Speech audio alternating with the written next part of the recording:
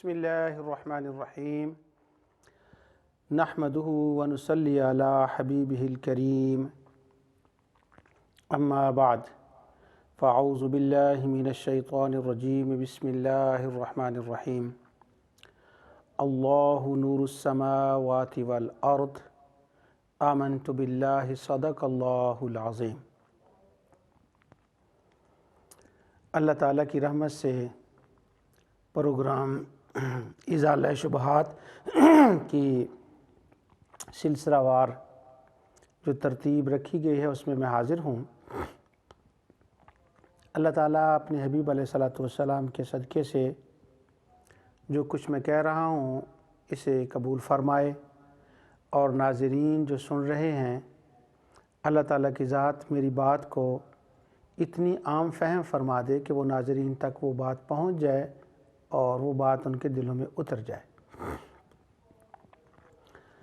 جیسا ناظرین کو معلوم ہے کہ یہ اس وقت جو ٹاپک ہے وہ یہ شروع ہے کہ نبی اکرم نور مجسم صلی اللہ علیہ وسلم کو نور کہنا یا ماننا یہ شرک ہے، یہ ہے شبہ، اور اس کا ازالہ یہ ہے کہ نبی اکرم نور مجسم صلی اللہ علیہ وسلم کو نور کہنا شرک نہیں ہے، یہ عین ایمان ہے۔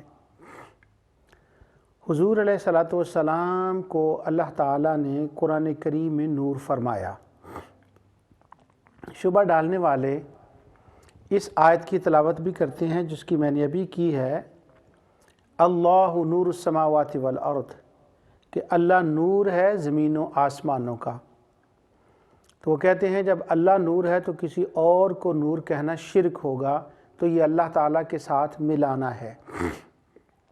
اس میں پہلی گزارش تو یہ ہے کہ جب پوری آیت ہم پڑھیں گے آگے چل کر انشاءاللہ، تو جس آیت میں نور خدا کا ذکر ہے اسی آیت میں نور مصطفیٰ کا ذکر ہے، اسی آیت کے اندر۔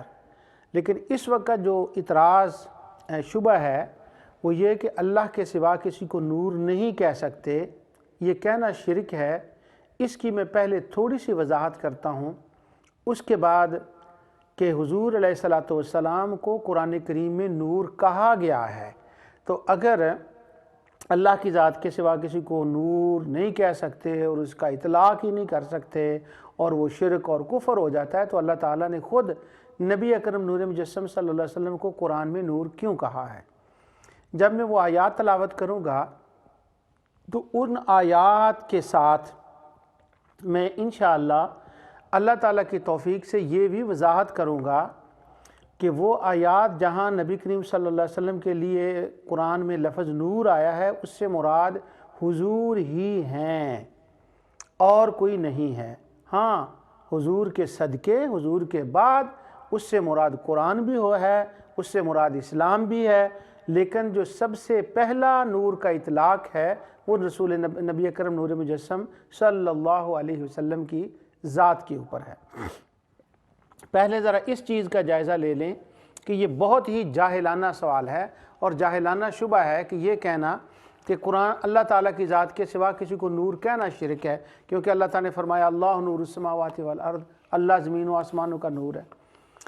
تو عرض یہ ہے کہ یہاں اللہ نور السماوات والارض کا کہ اللہ زمین و آسمانوں کا نور ہے، اس کا معنی ہے کہ اللہ تعالیٰ زمین و آسمانوں کو منور فرمانے والا ہے، وہ نور کا خالق ہے، وہ نور کا مالک ہے۔ اب یہ نہیں کہ اس کے سوا کوئی نور نہیں ہے اور کسی کو کہہ ہی نہیں سکتے، یہ بالکل جاہلانہ شبہ ہے، بلکہ میرے خیال میں اس سے بڑھ کر جو ہے وہ غلط شبہ شاید کوئی نہ ہو۔ تو جب ہم کہتے ہیں کہ نبی اکرم نور مجسم صلی اللہ علیہ وسلم نور ہیں، تو یہ پچھلے دروس میں یہ میں بتا چکا ہوں کہ اس میں یہ ہے ہم حضور علیہ السلام کو اللہ تعالیٰ کی ذات کا جز نہیں مانتے، اس کی اولاد نہیں مانتے، صرف تخلیق اول مانتے ہیں۔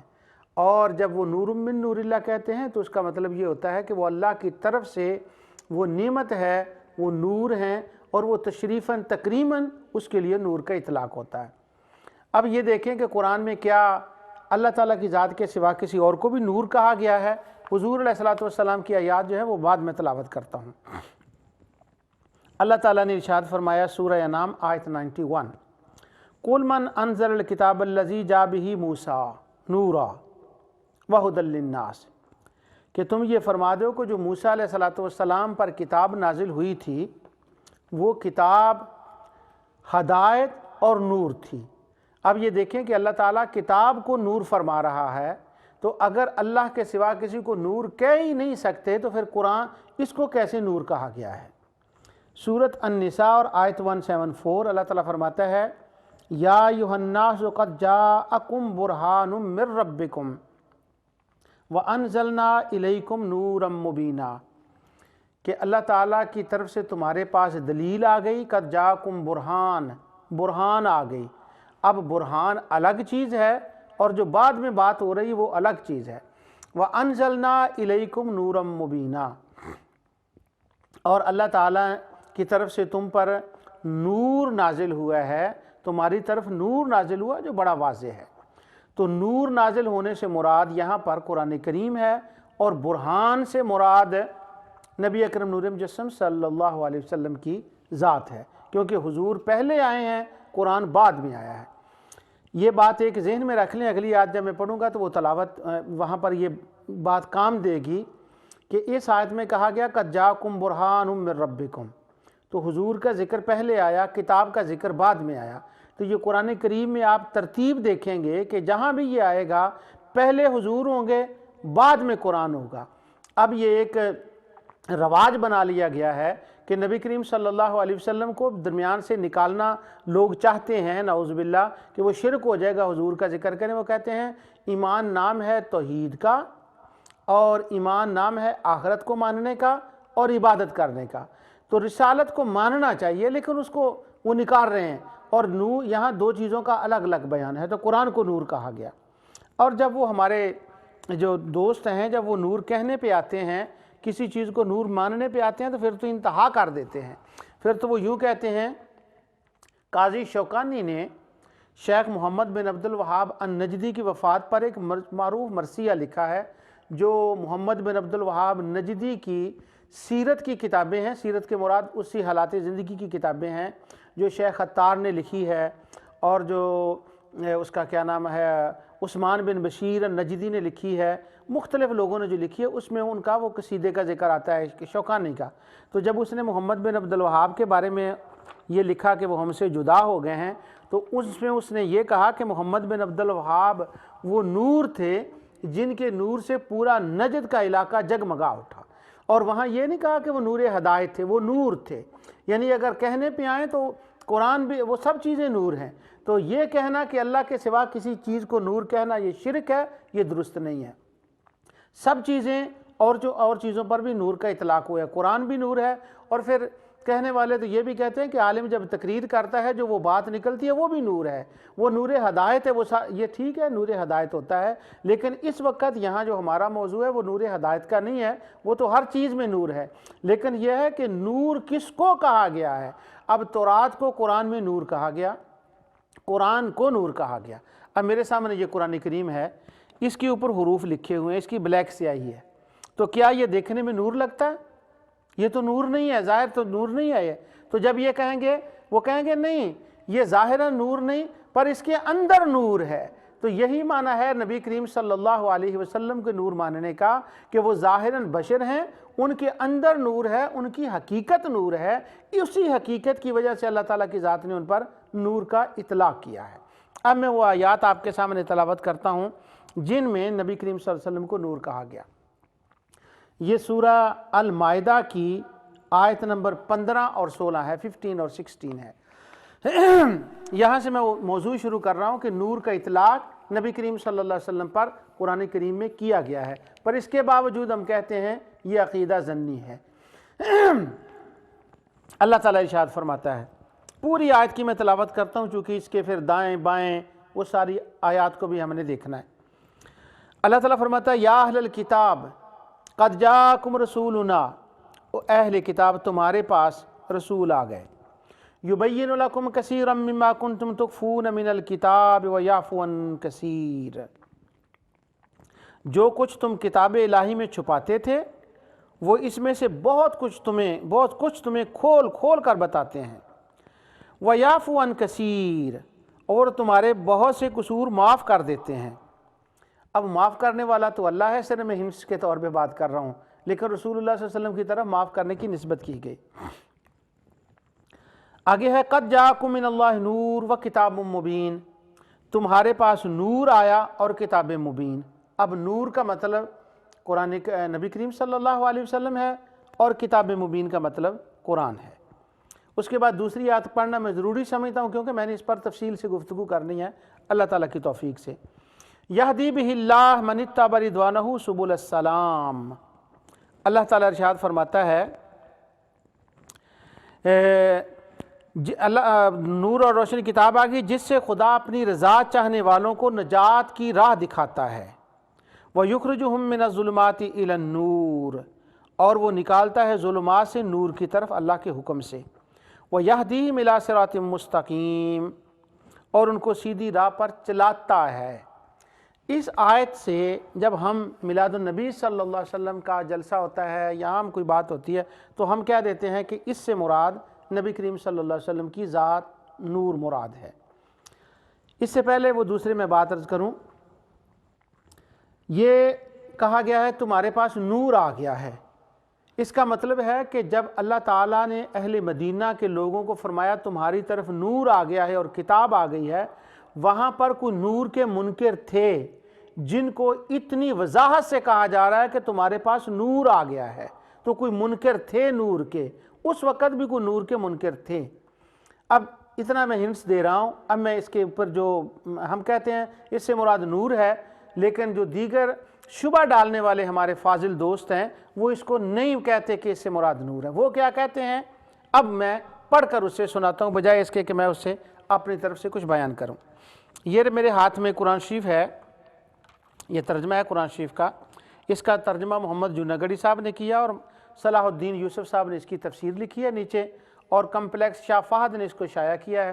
تمام حجاج کو یہ فری دیا جاتا ہے، تو اس کے اندر جو شبہات ہوتے ہیں وہ وارد کرتے ہیں تفسیر کے اندر، بس انہی کی زیادہ تر کلیریفیکیشن بھی ہوتی ہے۔ اب قد جاءکم من اللہ نور و کتاب مبین، اس کی تفسیر میں انہوں نے کیا لکھا ہے اور اس کے بعد آگے بات کرتے ہیں۔ حافظ صلاح الدین یوسف صاحب لکھتے ہیں نور اور کتاب مبین، وہ لکھتے ہیں دونوں سے مراد قرآن کریم ہے۔ اس کے بعد لکھتے ہیں اس کی واضح دلیل قرآن کی اگلی آیت ہے جس میں کہا جا رہا ہے یہدی بہ اللہ، ہدایت دیتا ہے اللہ تعالیٰ ساتھ اس کے کہ اس کے ذریعے سے اللہ ہدایت فرماتا ہے۔ اگر نور اور کتاب یہ دو الگ الگ چیزیں ہوتیں تو الفاظ یوں ہوتے، یہدی بہم اللہ ہوتے، یعنی اللہ ان دونوں کے ذریعے سے ہدایت فرماتا ہے۔ یعنی وہ کہنا یہ چاہتے ہیں کہ نور اور قرآن سے کتاب سے مراد ایک ہی چیز ہے، کیونکہ جو آگے آ گیا نا یہدی بہ اللہ، کہ اللہ تعالیٰ ساتھ اس کے ہدایت فرماتا ہے، وہ ایک چیز کی بات ہو رہی ہے۔ تو وہ کہتے ہیں ایک چیز جس سے اللہ تعالیٰ کی ذات ہدایت دیتی ہے، اگر نور اور کتاب الگ الگ چیزیں ہوتی تو یہدی بہم اللہ ہونا چاہیے تھا کہ وہ دونوں کے ساتھ ہدایت دیتا ہے، تو معنی یہ نکلا کہ نور اور کتاب مبین ایک ہی چیز ہے۔ آگے کہتے ہیں قرآن کی اس نص سے واضح ہو گیا کہ نور اور کتاب مبین دونوں سے مراد ایک ہی چیز یعنی قرآن کریم ہے۔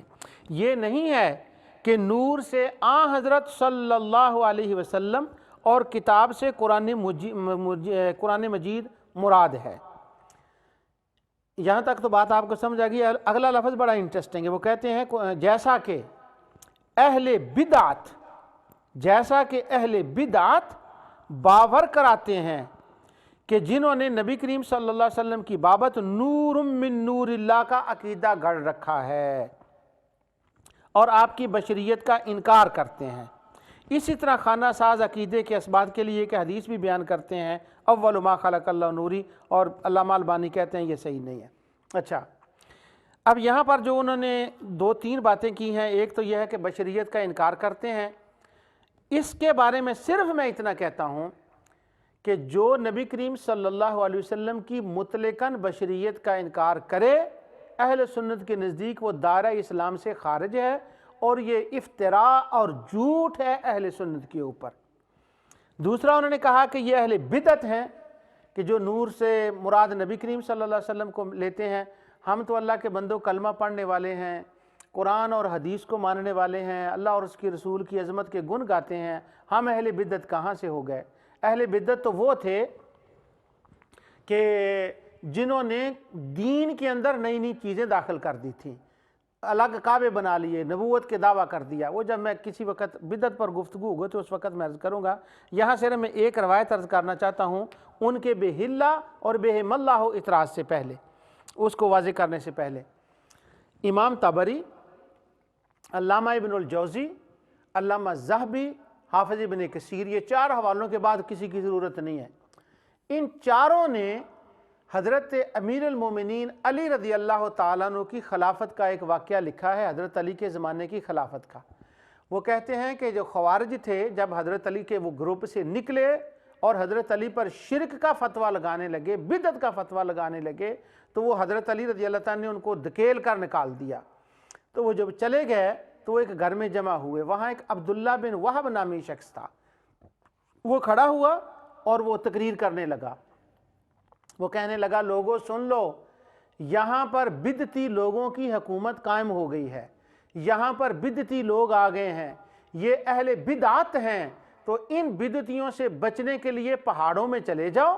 وہ پہاڑوں میں چلے گئے، انہوں نے سر اور مونچھیں منڈوا دی تو وہاں رہنے لگے۔ اب میں صرف آپ کے سامنے ان چاروں محدثین کے حوالے سے یہ بات کرانا چاہتا ہوں کہ وہ کہتے ہیں یہ اہل بدعت باور کراتے ہیں۔ تو اہل بدعت ان خوارج نے کن کو کہا؟ حضرت امیر المومنین علی مرتضیٰ رضی اللہ تعالیٰ کو بدعتی کہا، ان کے ساتھ جتنے صحابہ تھے ان کو بدعت کہا، اہل بدعت کہا۔ تو یہاں بھی اہل بدعت لکھا ہے کہ جو حضور کو نور الگ مانتے ہیں اور کتاب کو الگ مانتے ہیں، یہ بدعت ہے اور یہ بدعتی ہیں۔ تو اس سے ہمیں کوئی فرق نہیں پڑتا، کیونکہ ہم یہ تانا بڑا پرانا سنتے چلے آ رہے ہیں۔ تو ہمارے احباب جو ہیں وہ بدعتی کہتے ہیں، کوئی بات نہیں، اگر کوئی مولا علی کو بدعتی کہنے سے باز نہیں آتا تو اگر کوئی ہمیں بدعتی کہہ دے تو ہمیں کیا فرق پڑتا ہے؟ اللہ کے حضور اس کا فیصلہ ہو جائے گا۔ اب میں دوسری باتوں کا بھی بات کرتا، لیکن وہ ٹائم نہیں۔ اب جو میں اصل میں بات کرنا چاہتا ہوں، جو انہوں نے علمی اعتراض یہاں پر اٹھایا، وہ کہتے ہیں یہدی بہ اللہ ہے، یہدی بہم اللہ نہیں ہے۔ تو قرآن کریم کے اندر اس سے مراد قرآن کریم ہے، اس سے مراد نبی کریم صلی اللہ علیہ وسلم نہیں ہے۔ اب اس آیت کا ذرا جائزہ لیں۔ جو امام طبری اور قاضی شوکانی، امام طبری نے جو یہاں سے استدلال کیا ہے پہلے وہ سنیے اور پھر قرآن کریم کی آیات کی طرف چلتے ہیں۔ وہ فرماتے ہیں اس آیت کے شروع میں لفظ آ گیا ہے کہ یا اہل الکتاب قد جاءکم رسولنا، اہل کتاب تمہارے پاس رسول آیا ہے۔ تو چونکہ اہل کتاب رسول کی رسالت کے منکر تھے، وہ حضور کے نور کے منکر تھے، اس لیے جب رسول آیا کہا گیا ہے، تو اب جب قد جاءکم من اللہ نور کہا جائے گا تو لازماً نور سے مراد وہ رسول ہے جس کا ذکر اس آیت میں پہلے آ چکا ہے، کیونکہ لفظ رسول کے ساتھ اس کا ذکر اس کے اندر آ چکا ہے۔ سبحان اللہ، یہ امام طبری علیہ رحمت کا اوپینین تھا۔ اب جو ان صاحب نے، حافظ صاحب نے اعتراض کیا ہے کہ دو کا ذکر ہو تو اگر دو الگ الگ چیزیں ہوتی تو بعد میں دو کا ذکر آتا، یہ درست نہیں ہے۔ اس لیے کہ قرآن کریم میں بہت مرتبہ ایسا ہے کہ پیچھے دو کا بیان ہے، اور جب دونوں کا پرپس ایک ہے، پروگرام ایک ہے، کام ایک ہے، تو آگے جا کر ایک کا بیان آ جاتا ہے، دونوں کا بیان نہیں ہوتا۔ جب ضمیر سے بات ہوتی ہے تو ضمیر دونوں کی طرف نہیں، بہم اللہ نہیں کہا جاتا، بے ہی کہا جاتا ہے۔ ایک ہی کیوں؟ ان کا کام ایک ہے۔ آج کل ایک بڑے خوارج عالم ہیں، وہ کمپیریٹیو ریلیجن کے اوپر بڑی سپیچز کرتے ہیں۔ ایک دن وہ بائبل، یہ بھی انہوں نے بات کی، یہ بھی اعتراض کیا اپنی سپیچ میں کہ بے نور اور قرآن ایک ہی چیز ہے، اور پھر بے ہلہ اور بہم اللہ، یہ اعتراض اٹھایا کہ بعد میں دونوں کا ذکر نہیں۔ ابھی یہ بات کر رہے تھے تو تھوڑی دیر کے بعد کسی نے مجمع سے سوال کیا عیسیٰ علیہ السلام کے بارے میں کہ وہ خدا ہیں کہ نہیں۔ تو اس نے جو بائبل کی ورس پیش کی، وہ جو سوال کرنے والا عیسائی تھا، کہ عیسیٰ علیہ السلام نے فرمایا ہے کہ میں اور میرا باپ ایک ہیں۔ تو یہاں سے ان کی الوہیت ثابت ہوتی ہے۔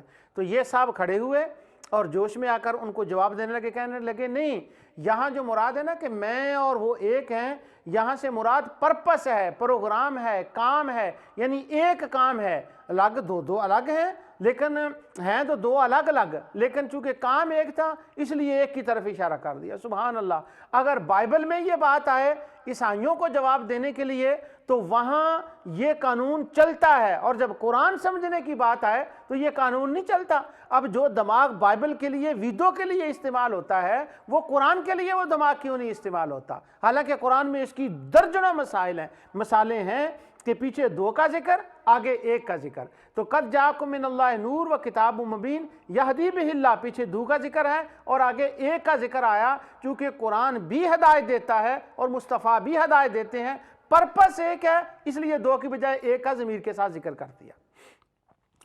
میں قرآن کریم کی وہ آیات تلاوت کرتا ہوں آپ کے سامنے۔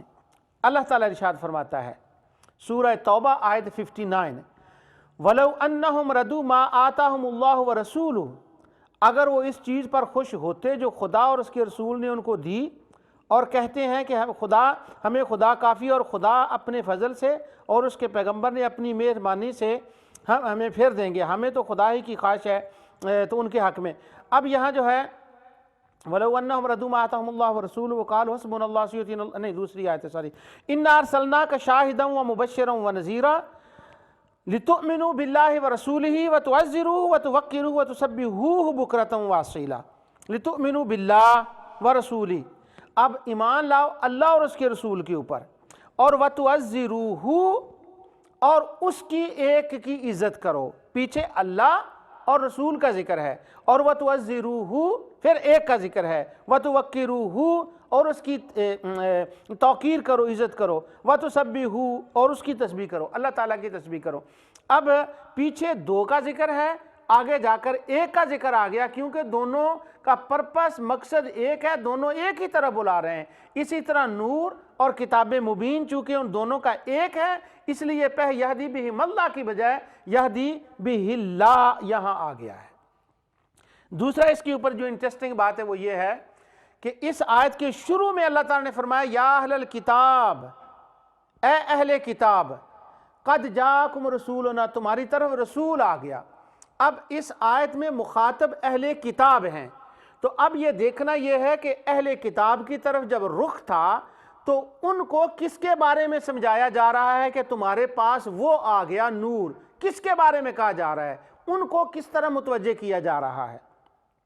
سنیے سورۃ بقرہ آیت 146، اللہ تعالیٰ ارشاد فرماتا ہے الذین آتیناہم الکتاب یعرفونہ کما یعرفون ابناءہم وان فریقا منہم لیکتمون الحق وہم یعلمون۔ اب اہل کتاب کی چونکہ بات ہے اس لیے اہل کتاب کی آیات کو دیکھنا پڑے گا کہ وہ کس کو چھپاتے تھے۔ اللہ تعالیٰ فرماتا ہے وہ لوگ جن کو کتاب دی گئی، یعرفونہ، وہ اس کو پہچانتے ہیں، کما یعرفون ابناءہم، جیسے وہ اپنے بچوں کو پہچانتے ہیں۔ اب یہ بتائیں کہ کیا یہود قرآن کو اپنے بچوں کی طرح پہچانتے تھے یا مصطفیٰ کو اپنے بچوں کی طرح پہچانتے تھے؟ کیونکہ یا اہل الکتاب قد جاءکم رسولنا ہے، اور پھر فرمایا وَإِنَّ فَرِيقًا مِّنْهُمْ لَيَكْتُمُونَ الْحَقَّ وَهُمْ يَعْلَمُونَ، اور ان میں سے ایک فریق ایسا بھی ہے کہ جو سچی بات کو جان بوجھ کر چھپا رہے ہیں۔ اب وہ کس بات کو چھپا رہے تھے؟ جو آتا ہے نا یبین لکم کثیرا مما کنتم تخفون من الکتاب، وہ چھپا رہے تھے اس سے، اپنی کتاب سے، اور اللہ تعالیٰ فرماتا ہے حالانکہ وہ اس کو اس طرح سے جانتے ہیں، پہچانتے ہیں جیسے بچوں کو پہچانتے ہیں۔ تو وہ کس کو پہچانتے تھے بچوں کی طرح، اور کس کا ذکر وہ چھپا رہے تھے؟ تو ماننا پڑے گا وہ جس کا ذکر چھپا رہے تھے اور جس کا نام وہ چھپا رہے تھے وہ نبی اکرم نور مجسم صلی اللہ علیہ وسلم تھے، جیسا کہ میں ابھی اگلی آیات سے آپ کو پڑھ کر بتاؤں گا۔ وہ حضور صلی اللہ علیہ وسلم کو اپنی بچوں کی طرح ان کا ذکر جو تھا وہ چھپاتے تھے۔ تو معلوم یہ ہوا کہ قد جاءکم من اللہ نور سے مراد لازماً مصطفیٰ علیہ السلام کی ذات ہے، کیونکہ ان کے ذکر کو وہ چھپاتے تھے، ان کو ہی وہ پہچانتے تھے۔ سورہ البقرہ کی آیت 42 میں اللہ تعالیٰ فرماتا ہے وَلَا تَلْبِسُوا الْحَقَّ بِالْبَاطِلِ وَتَكْتُمُوا الْحَقَّ وَأَنْتُمْ تَعْلَمُونَ، اور حق کو باطل کے ساتھ نہ ملاؤ اور نہ چھپاؤ حق کو حالانکہ تم جانتے ہو۔ اب جس حق کو وہ چھپاتے تھے وہ کون سا حق تھا؟ وہ نبی کریم صلی اللہ علیہ وسلم کی ذات تھی۔ پھر سورہ آل عمران کی آیت 71 میں وہی آ گیا، لِمَ تَلْبِسُونَ الْحَقَّ بِالْبَاطِلِ وَتَكْتُمُونَ الْحَقَّ وَأَنْتُمْ تَعْلَمُونَ، حق کو نہ چھپاؤ۔ اب یہ جو ہے نا سورہ آل عمران کی اور سورہ بقرہ کی آیت میں نے کہا ہے کہ وہ چھپاتے تھے اس کو، ان سب کا جب بیان قرآن کریم میں آپ دیکھتے ہیں تو ان کو اس کو نہ چھپاؤ، اس کو حق کو نہ چھپاؤ، یہ ساری آیات ہے اللہ تعالیٰ جب بیان فرماتے ہیں اور اہل کتاب کا اس میں تفصیل سے ذکر ہوتا ہے تو ساری آیتوں کے بعد پھر آخر میں جا کر آیت 81 آتی ہے، کس کو نہ چھپاؤ، کس کا ذکر نہ چھپاؤ؟ وَإِذْ أَخَذَ اللَّهُ مِيثَاقَ النَّبِيِّينَ لَمَا آتَيْتُكُم مِّن كِتَابٍ وَحِكْمَةٍ ثُمَّ جَاءَكُمْ رَسُولٌ۔ سبحان اللہ۔ اب ان ساری آیتوں کو سورۃ مائدہ کی قد جاءکم من اللہ نور و کتاب مبین کی آیت سے ملا کر پڑھو تو پتہ چلتا ہے کہ نور سے مراد مصطفیٰ کی ذات ہے، قرآن نہیں، کیونکہ جب وہ مصطفیٰ کو نہیں مانیں گے تو جو اس کی زبان سے نکلنے والا قرآن ہے، کتاب مبین ہے، اس کو وہ کب مانیں گے؟ پہلے رسول کو رسول مانیں گے تو تب جا کر وہ قرآن کو مانیں گے نا۔ یعنی یہ کیسے ہو سکتا ہے کہ کوئی رسول کو نہ مانے اور جو کچھ وہ بیان دے رہا اس کو اللہ کی کتاب مان لے؟ تو قد جاءکم من اللہ نور، رسول پہلے ہے اور کتاب مبین بعد میں ہے، اور اسی کا وہ ذکر جو ہے وہ چھپاتے تھے۔ اور جو ضمیروں کی جہاں تک تعلق ہے اس کے بارے میں میں نے آیت جو ہے آپ کو حق ان یردوہ، وہ سورہ توبہ کی آیت تھی کہ جس کے اندر دو ضمیریں اور دو کا ذکر اور بعد میں ایک کا ذکر آ گیا۔ خیر وہ لِتُؤْمِنُوا بِاللَّهِ وَرَسُولِهِ وَتُعَزِّرُوهُ سے کلیئر ہو گیا۔ اب دوسری آیت جو نبی اکرم نور مجسم صلی اللہ علیہ وسلم کے بارے میں یہود کے بارے میں آئی ہے وہ سورہ آل عمران ہے۔ اللہ تعالیٰ فرماتا ہے 187 وَإِذْ أَخَذَ اللَّهُ مِيثَاقَ الَّذِينَ أُوتُوا الْكِتَابَ لَتُبَيِّنُنَّهُ لِلنَّاسِ وَلَا تَكْتُمُونَهُ فَنَبَذُوهُ وَرَاءَ ظُهُورِهِمْ وَاشْتَرَوْا بِهِ ثَمَنًا قَلِيلًا فَبِئْسَ مَا يَشْتَرُونَ۔ اور جب خدا نے ان لوگوں سے جن کو کتاب عنایت کی گئی تھی اقرار لیا، اسے صاف صاف بیان کرتے رہنا اور اس کی کسی بات کو نہ چھپانا، تو انہوں نے اس کو پشت کے پیچھے پھینک دیا اور اس کے بدلے تھوڑی سی قیمت حاصل کر لی، جو یہ حاصل کرتے ہیں وہ برا ہے۔ یہی حافظ صلاح الدین یوسف صاحب جو ہیں اس آیت کی تفسیر میں انہوں نے جو کچھ لکھا ہے وہ میں آپ کو صرف ایک لفظ جو ہے وہ پڑھ کر میں آپ کو بتاتا ہوں۔ وہ کہتے ہیں یہ جو آیت ہے اہل کتاب سے مراد یہود و نصارہ ہیں اور یہ نبی کریم صلی اللہ علیہ وسلم ہیں کہ جن کے بارے میں ان سے عہد لیا گیا تھا۔ تو نبی کریم صلی اللہ علیہ وسلم کے بارے میں یہود سے عہد لیا گیا، تو جب یا اہل الکتاب قد جاءکم رسولنا کو ان ساری آیتوں سے ملا کر پڑھو گے تو قد جاءکم من اللہ نور کا مطلب ہے ذات مصطفیٰ تمہاری طرف نور آ گیا۔ تو اس آیت میں اللہ تعالیٰ نے نبی کریم صلی اللہ علیہ وسلم کے اوپر نور کا اطلاق کیا ہے۔ تو اس کے علاوہ اگر میں مفسرین کے حوالے دینے لگوں تو مفسرین نے 3 قول ہیں اس کے بارے میں۔ وہ کہتے ہیں نور سے مراد حضور ہے، نور سے مراد قرآن ہے، نور سے مراد اسلام ہے۔ تو ہمیں کسی سے بھی اختلاف نہیں، وہ سب قول حق ہیں۔ کیوں؟ کہ رسول پہلے ہے اور کتاب اور اسلام بعد میں ہے۔ سورۃ الاعراف آیت 157 اللہ تعالیٰ فرماتا ہے فَآمِنُوا بِاللَّهِ وَرَسُولِهِ فَآمِنُوا بِاللَّهِ وَرَسُولِهِ، ایمان لاؤ اللہ پر اور اس کے رسول پر، وَاتَّبَعُوا النُّورَ الَّذِي أُنزِلَ مَعَهُ، اور اس نور کی فالو کرو جو اس کے اوپر نازل کیا گیا ہے۔ اب اس آیت میں رسول کا ذکر پہلے آیا ہے اور قرآن کا ذکر بعد میں آیا ہے۔ تو قد جاءکم من اللہ نور و کتاب مبین، اس نور سے مراد چونکہ ذات مصطفیٰ نور ہے، اب اسلام سے انہی سے نکلا ہے وہ بھی نور ہے، وہ بھی نور ہے، اور قرآن ان سے ظاہر ہوا ہے وہ بھی نور ہے، لیکن ان دونوں نوروں سے پہلے ذات مصطفیٰ نور ہے۔ تو اگر قرآن کو اور اسلام کو نور ماننے میں شرک نہیں ہوتا تو مصطفیٰ کو نور ماننے میں کیسے شرک ہو سکتا ہے؟ اس لیے کہ جہاں جس کن سے، جس کلام سے، جہاں سے قرآن نکلا اور وہ نور بنا، وہیں سے کن کے ذریعے سے تو مصطفیٰ بھی نکلے نا، وہ بھی تو وہی ہے نا۔ اس لیے نور سے مراد نبی کریم صلی اللہ علیہ وسلم کی ذات ہے۔ اب دوسری آیت میں آپ کے سامنے تلاوت کرتا ہوں۔ یہ 2 آیتیں ہیں لیکن دونوں کو میں اکٹھا پڑھ دیتا ہوں تاکہ وہ دونوں کا میننگ ایک ہے اور ٹائم ہو جائے، سیم ہو جائے۔ یہ سورت توبہ میں پہلے آیت آتی ہے جس پر نبی کریم صلی اللہ علیہ وسلم پر نور کا اطلاق کیا گیا۔ اللہ تعالیٰ فرماتا ہے یریدون ان یطفئوا نور اللہ بافواہہم ویأبی اللہ الا ان یتم نورہ ولو کرہ الکافرون۔ یہ چاہتے ہیں کہ خدا کے نور کو اپنی منہ کے پھونکوں سے بجھا دیں، اور خدا اپنے نور کو پورا کرے، کیے بغیر نہیں رہے گا، وہ پورا فرمائے گا اگرچہ کافروں کو برا لگے۔ یریدون ان یطفئوا نور اللہ، یہ ارادہ کرتے ہیں کہ ہم اب بافواہہم اس نور کو بجھا دیں۔ اب یہاں جو نور اللہ کہا گیا ہے اس سے مراد نبی کریم صلی اللہ علیہ وسلم کی ذات ہے، اور جو اللہ تعالیٰ فرماتا ہے اللہ وَإِن یتم نورہ، اللہ تعالیٰ اس کو پورا فرمائے گا، اس نور سے مراد نبی کریم صلی اللہ علیہ وسلم کی ذات ہے۔ دلیلیں میں بعد میں دیتا ہوں۔ دوسری جگہ سورہ صف آیت 8 میں اللہ تعالیٰ فرماتا ہے یریدون لیطفئوا نور اللہ بافواہہم واللہ متم نورہ ولو کرہ الکافرون۔ یہ چاہتے ہیں کہ خدا کے نور کو بجھا دیں مگر اللہ اپنے نور کو پورا کرے گا خواہ وہ کافروں کو برا لگے۔ یہ دو آیتیں ہیں جن میں نبی کریم صلی اللہ علیہ وسلم کو نور اللہ کہا گیا ہے کہ وہ اللہ کے نور ہیں۔ جب اللہ تعالیٰ نے ان کو خود نور اللہ فرمایا کہ وہ اللہ کے نور ہیں، تو اب ان کو نور کہنے سے خدا کی طرف سے نور کیوں نہیں ملے گا؟ اب جو ان کو نور کہے گا ان کو اتنا نور ملے گا، وہ اتنے نور والے ہو جائیں گے کہ قیامت کے دن وہ نور ان کے ارد گرد رقص کرتا ہوگا، اور اسی نور کو دیکھ کر فرشتے کہیں گے بشراکم الیوم، اس نور کی وجہ سے نور والو تم کو مبارک ہو۔ تو نور کے ماننے سے خدا کی طرف سے نور ملتا ہے، اس لیے نبی کریم صلی اللہ علیہ وسلم کی نورانیت کے اوپر ہم تفصیل سے گفتگو کر رہے ہیں اور اہل سنت و جماعت کرتے ہیں۔ اب یہ میں نے دونوں آیتیں تلاوت کر دیں۔ یہاں پر اب حافظ صلاح الدین یوسف اور دیگر لوگوں کا جو اس کے اوپر سوالات ہیں، اب میں ان کی طرف آتا ہوں۔ وہ کہتے ہیں کہ سورہ توبہ کی آیت میں جہاں اللہ تعالیٰ فرماتا ہے نا یہ پھونکوں سے بجھانا چاہتے ہیں، اس سے مراد قرآن ہے، حضور نبی کریم صلی اللہ علیہ وسلم نہیں ہے۔ یعنی حضور کو نور کہنے کی نفی کرنی ہے، اور خواہ کچھ بھی ہو جائے، حالانکہ یہ بات ان کی درست نہیں ہے۔ جیسے میں نے پہلے کہا حضور نور پہلے ہے، قرآن اور اسلام نور بعد میں ہے، لیکن اس آیت میں تو مراد ہی حضور ہے۔ ہاں حضور کے صدقے قرآن بھی ہے، اسلام بھی ہے، اس سے تو انکار نہیں۔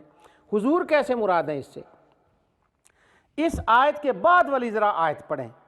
اللہ تعالیٰ فرماتا ہے یریدون ان یطفئوا نور اللہ، یہ نور اللہ کو بجھانا چاہتے ہیں، اور وہ نور اللہ ہے کون؟ هو الذی ارسل رسولہ بالہدی ودین الحق لیظہرہ علی الدین کلہ ولو کرہ المشرکون۔ اللہ اکبر۔ اللہ تعالیٰ فرماتا ہے وہی تو ہے جس نے اپنے رسول کو حق کے ساتھ بھیجا۔ اب اس آیت سے ساتھ آیت جو ہے وہ آگی رسول رسالت والی، تو نور اللہ کون بنا؟ واللہ متم نورہ ہی کون بنا؟ جس کا دوسری آیت میں ذکر آ گیا۔ ہاں اس کے بعد قرآن بھی نور ہے، اسلام بھی نور ہے، جیسے میں نے کہا بار بار میں کہہ رہا ہوں، اس سے انکار نہیں، لیکن اس آیت میں نور اللہ سے مراد محمد عربی علیہ السلام کی ذات ہے، کیونکہ بعد والی آیت جو ہے وہ یہی اس کا معنی بیان کر رہی ہے۔ یہ تو تھا بعد والی آیت سورہ توبہ کی، اور جہاں تک سورہ صف کی آیت کا تعلق ہے کہ نور اللہ بافواہہم، یہ 8 ہے، لیکن اس 8 آیت سے ذرا پہلے 6 آیت کو پڑھ لیں، پھر پتہ چل جائے گا کہ نور سے مراد، نور اللہ سے مراد کون ہے۔ آیت 6 میں حضرت سیدنا عیسیٰ علیہ السلام کا ایک واعظ ہے۔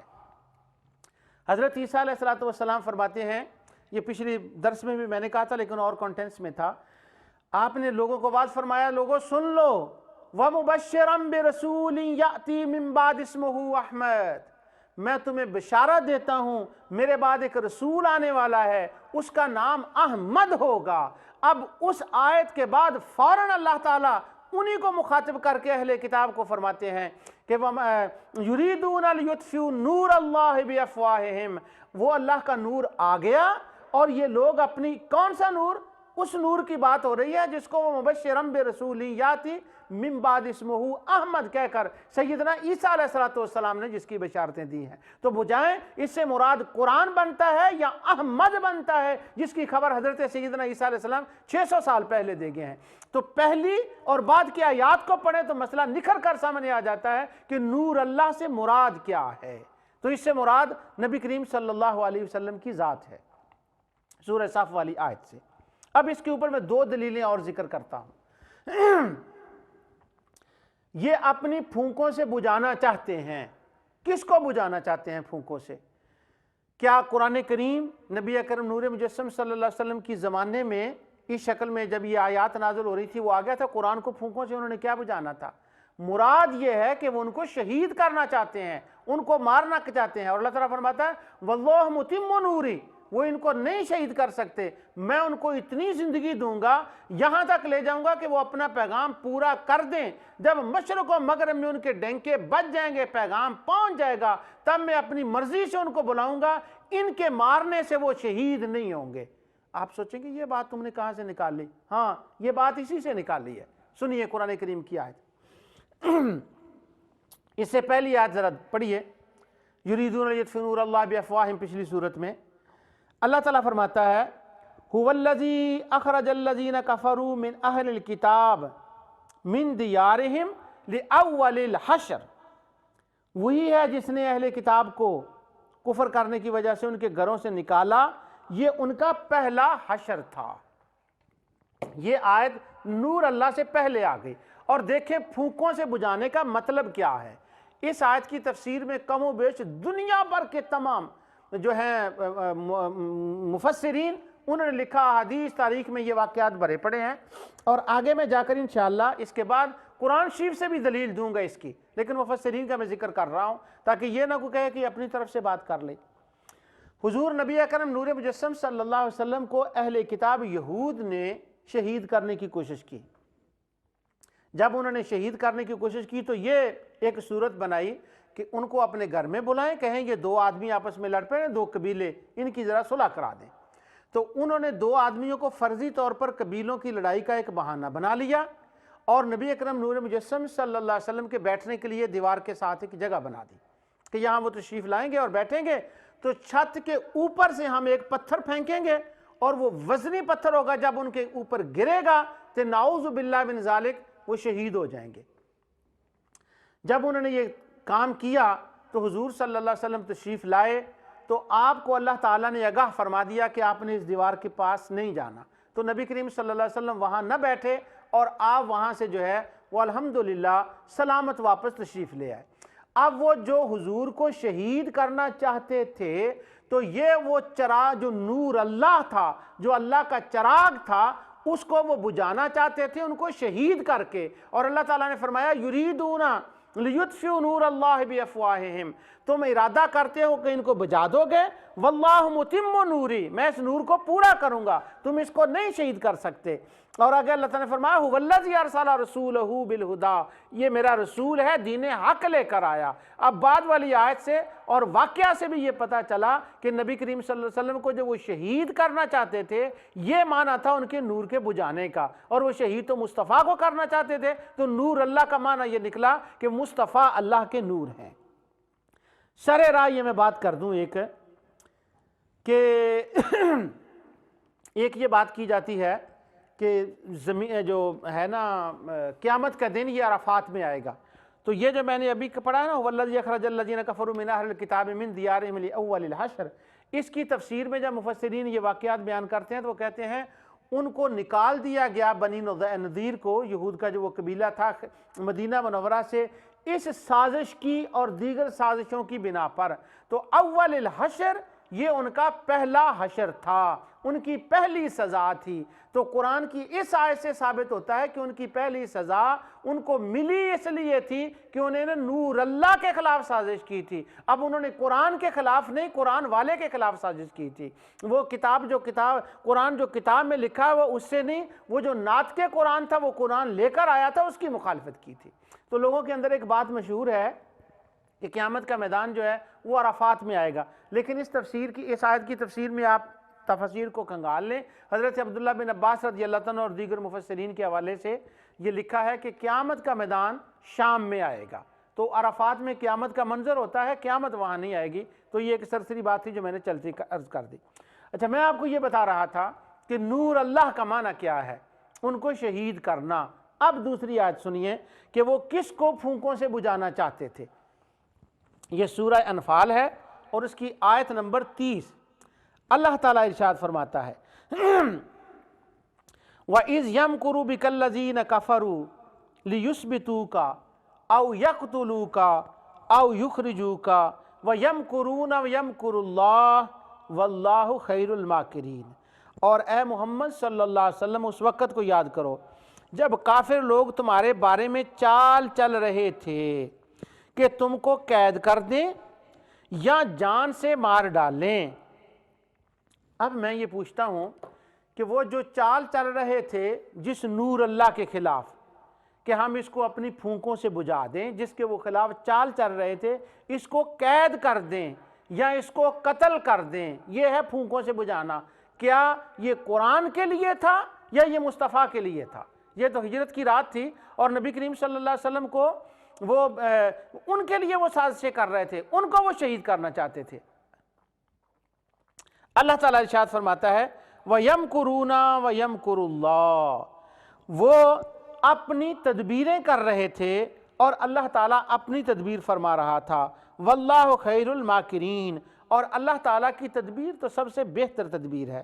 اس آیت کا تلاوت کرنے کا میرا مقصد یہ ہے کہ جو نبی کریم صلی اللہ علیہ وسلم کو پھونکوں سے وہ چراغ کو بجھانا چاہتے تھے، اس کا یہ مطلب ہے۔ تو ان دونوں آیتوں میں نور سے مراد نبی کریم صلی اللہ علیہ وسلم ہے۔ تو قد جاءکم من اللہ نور، حضور صلی اللہ علیہ وسلم۔ سورہ توبہ کی آیت میں نور سے مراد نور اللہ، حضور صلی اللہ علیہ وسلم۔ سورہ صف سے نور اللہ سے مراد حضور صلی اللہ علیہ وسلم، کیونکہ پہلے احمد کا ذکر آ گیا اور واقعات جو ہیں وہ یہی بتاتے ہیں کہ حضور صلی اللہ علیہ وسلم اس سے مراد ہیں۔ تو لوگ کہتے ہیں کہ نہیں اگر ان کو کہہ دینا کہ وہ کیا اس کا نام لیتے ہیں نور ہدایت ہیں تو پھر ہمیں کوئی اعتراض نہیں، لیکن ساتھ یہ بھی کہتے ہیں کہ نور ہدایت تو میں بھی ہوں۔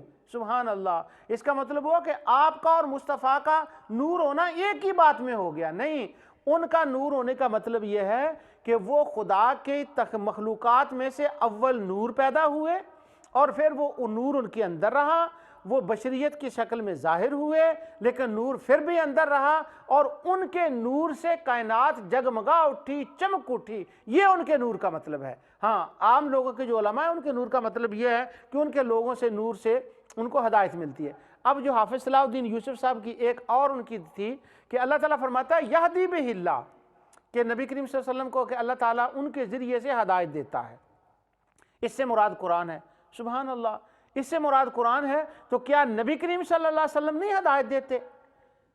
سورہ زخرف آیت 51 اللہ تعالیٰ فرماتا ہے وَإِنَّكَ لَتَهْدِي إِلَىٰ صِرَاطٍ مُسْتَقِيمٍ، بے شک صراط مستقیم کی طرف تو ہدایت دینے والا ہے۔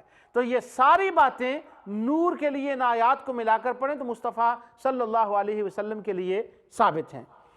اب میں ٹائم بھاگا جا رہا اور مجھے بار بار کہا جا رہا ہے کہ ٹائم تھوڑا، وہ لائیو پروگرام بھی شروع ہونے والا ہے۔ اچھا، اللہ تعالیٰ نے قرآن کریم میں ارشاد فرمایا یا ایھا النبی انا ارسلناک شاہدا ومبشرا ونذیرا وداعیا الی اللہ باذنہ وسراجا منیرا۔ یہ بھی نبی کریم صلی اللہ علیہ وسلم کے نور ہونے پر یہ دلیل ہے، یہ قرآن کریم کی آیت بھی۔ اللہ تعالیٰ نے فرمایا اے نبی بے شک ہم نے تو ان کو شاہد، مبشر اور نذیر بنا کر بھیجا، اور وداعیا الی اللہ، اور اللہ تعالیٰ کی طرف دعوت دینے والا، اس کے حکم سے بلانے والا۔ اور پھر آگے جو لفظ ہے وہ سراجا منیرا، اور اللہ تعالیٰ فرماتا ہے اللہ تعالیٰ نے حضور کو فرمایا کہ یہ سراج بھی ہیں اور یہ منیر بھی ہیں۔ اب سراج کیا ہے؟ سراج کا کیا مطلب ہے؟ سراج کا معنی میں امام راغب اصفہانی کی ڈکشنریوں کے سے عرض کرتا ہوں کہ انہوں نے جب سراج کا لفظ لکھا تو یہ ساری آیات ساتھ لکھی ہیں۔ وہ کہتے ہیں سراج کا معنی سنیے کیا ہے۔ اللہ تعالیٰ نے قرآن کریم سورہ فرقان آیت 61 میں ارشاد فرمایا تبارک الذی جعل فی السماء بروجا وجعل فیہا سراجا وقمرا منیرا۔ برکت والی ہے وہ ذات جس نے آسمان میں برج بنائے، وجعل فیہا سراجا، اور پھر اس نے اس کے اندر آفتاب و مہتاب سورج کو بنایا۔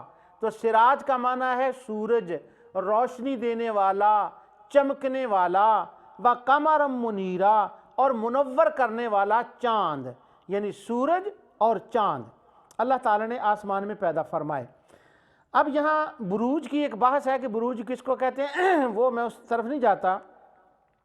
تو سراج کا معنی ہوتا ہے سورج۔ تو اللہ تعالیٰ نے فرمایا یا ایھا النبی انا ارسلناک سراجا، اے میرے نبی میں نے تمہیں سراج بنا کر، سورج بنا کر دنیا کے اندر بھیجا ہے۔ اور ایک جگہ فرمایا وجعلنا سراجا وہاجا، یہ سورہ عما یتساءلون کے ہے کہ چمکتا ہوا سورج بنایا آسمان میں، وجعلنا سراجا وہاجا، چمکتا ہوا سورج بنایا۔ اب چونکہ سراج منیر دو لفظ ہیں، تو پہلے سراج پر میں نے 2 آیتوں سے یہ بتایا آپ کو کہ حضور کو سراج کہا گیا، چمکنے والا اور روشنی دینے والا کہا گیا۔ اب جب حضور علیہ السلام سراج ہیں، روشنی دینے والے ہیں، انگلش میں لیمپ اس کا ٹرانسلیشن کرتے ہیں، حالانکہ وہ اتنا صحیح نہیں، لیکن بہرحال اب اس میں نہیں جاتا۔ تو سراج ان کو فرمایا گیا کہ وہ چمکتے ہوئے سراج ہیں۔ تو سراج جو ہے یہ حضور علیہ السلام کو کہا گیا، اس سے معنی یہ نکلتا ہے کہ منیرہ وہ چمکتے ہوئے سراج ہیں، اور جو چمکتا ہوا سراج ہو اس کے اوپر نور کا اطلاق ہے، ادر میننگ میں وہ نور ہیں، سراج منیر ہیں، کیونکہ وہ چمکتے ہوئے ہیں۔ اب لفظ منیر نبی کریم صلی اللہ علیہ وسلم کے بارے میں آیا۔ اب لفظ منیر قرآن کریم میں دیکھیں، لفظ منیر جو ہے اس کی تفسیر میں یہ بھی نور سے نکلا ہے، منور کرنے والا۔ تو امام راغب اصفہانی نے اس کی جو مثالیں دی ہیں وہ یہ ہے، وہ فرماتے ہیں کہ سورہ آل عمران آیت 184 اللہ تعالیٰ نے فرمایا فَإِن كَذَّبُوكَ فَقَدْ كُذِّبَ، اے میرے حبیب صلی اللہ علیہ وسلم انہوں نے اگر تم کو جھٹلا دیا ہے تو کوئی بات نہیں، یہ تم سے پہلے رسولوں کو بھی جھٹلاتے آئے ہیں، رسول من قبلک، یہ پہلے رسولوں کو بھی جھٹلاتے آئے ہیں۔ وہ رسول کیا لے کر آئے تھے؟ جاءوا بالبینات، وہ ان کے پاس واضح نشانیاں معجزات لے کر آئے تھے پہلے انبیاء جن کو جھٹلایا گیا، والزبر، اور زبور لے کر آئے تھے، والکتاب المنیر، اور روشن چمکنے والی کتاب لے کر آئے تھے۔ تو یہاں منیر جو ہے وہ کتاب کو کہا گیا، چمکنے والی جو واضح کھلی ہدایت دینے والی چمکنے والی جو چیز ہے اس کو منیر کہا گیا۔ اب یہ بات ذہن میں رکھیں کہ قرآن کے حروف کو دیکھیں تو وہ آپ کو چمکتے نظر نہیں آتے ستاروں کی طرح، لیکن ان کو منیر کہا گیا ہے، اس کا میں بعد میں بیان کرتا ہوں۔ اسی طرح سورہ حج میں، سورہ لقمان میں واقع کیا گیا کہ وہ کتاب منیر ہے۔ اب جو ان کے اندر نبی کریم صلی اللہ علیہ وسلم کو سراج اور منیر کہا گیا۔ منیر کتاب ہے، کتاب منیر، اور ظاہراً اس کو دیکھو تو اس کے ظاہراً الفاظ میں نور نظر نہیں آتا، ستاروں کی طرح چمکتے نہیں، پر اس کے اندر نور ہے۔ جب اس کے اندر نور ہے تو حضور صلی اللہ علیہ وسلم کو بھی سراج منیر کہا گیا۔ معنی یہ نکلا کہ نبی کریم صلی اللہ علیہ وسلم ایسے چمکتے ہوئے چراغ ہیں، وہ سراج منیر ہیں کہ ظاہر سے تو وہ بشر ہیں لیکن حقیقت میں وہ نور ہیں، کیونکہ ان کے چمکنے سے ان کے آنے سے پوری دنیا جو ہے وہ چمک گئی۔ اس کے اوپر صحابہ کرام کے اشعار جو انشاءاللہ میں اگلی نشست میں پیش کروں گا، ابھی وہ ٹائم بہت ہی کم رہ گیا اور وہ دور جا رہا ہے۔ تو اسی طرح اللہ تعالیٰ نے نبی کریم صلی اللہ علیہ وسلم کو سراج اور منیر فرمایا۔ سراج منیر سے بھی نبی کریم صلی اللہ علیہ وسلم کو اس معنی میں بھی نور کہا گیا ہے، لہٰذا آپ نور ہیں، اور آپ کو نور اللہ کہنا یا نور من نور اللہ کہنا یہ ان کی شان میں غلو نہیں ہے، بلکہ یہ وہ شان ہے جو اللہ تعالیٰ نے سراج منیر کہہ کر، قد جاءکم من اللہ نور کہہ کر خود ان کی بیان فرمائی ہے۔ تو وہی شان ہے جو نور والی شان قرآن میں بیان فرمائی ہے، اسی نور والی شان کو نور ٹی وی سے بیان کیا جاتا ہے۔ اور سبحان اللہ، اس کے نور ٹی وی کے اندر جتنے پروگرام ہیں ان کے ساتھ جو نور کا لفظ آتا ہے وہ اس لیے آتا ہے کہ نور والے کا ٹی وی ہے، نور کیا کرنا، وہ نور قرآن، نور ہدایت، فلاں فلاں، وہ سارا نور والا جو ہے نا، کیونکہ یہ سارا نور کا پروگرام ہے، نور ٹی وی کا پروگرام ہے، تو اسی نور ٹی وی پر نور و بشر کا سلسلہ میں نے اللہ تعالیٰ کی توفیق سے شروع کیا ہے۔ انشاءاللہ اگلی نشست میں جو اس کے اوپر شبہات ہیں ان کا تفصیل سے ذکر کیا جائے گا۔ جو کچھ میں نے کہا اللہ تعالیٰ اپنے حبیب علیہ السلام کے صدقے سے اس کو قبول فرمائے، نور ٹی وی کو دن دگنی رات چگنی برکت عطا فرمائے، اور ہمارے پیر حضرت قبلہ علاؤ الدین صدیقی صاحب کو اللہ تعالیٰ صحت کاملہ عاجلہ عطا فرمائے۔ اور ان کا سایہ ہمارے سروں کے اوپر تا دیر قائم فرمائے۔ وما علینا الا البلاغ۔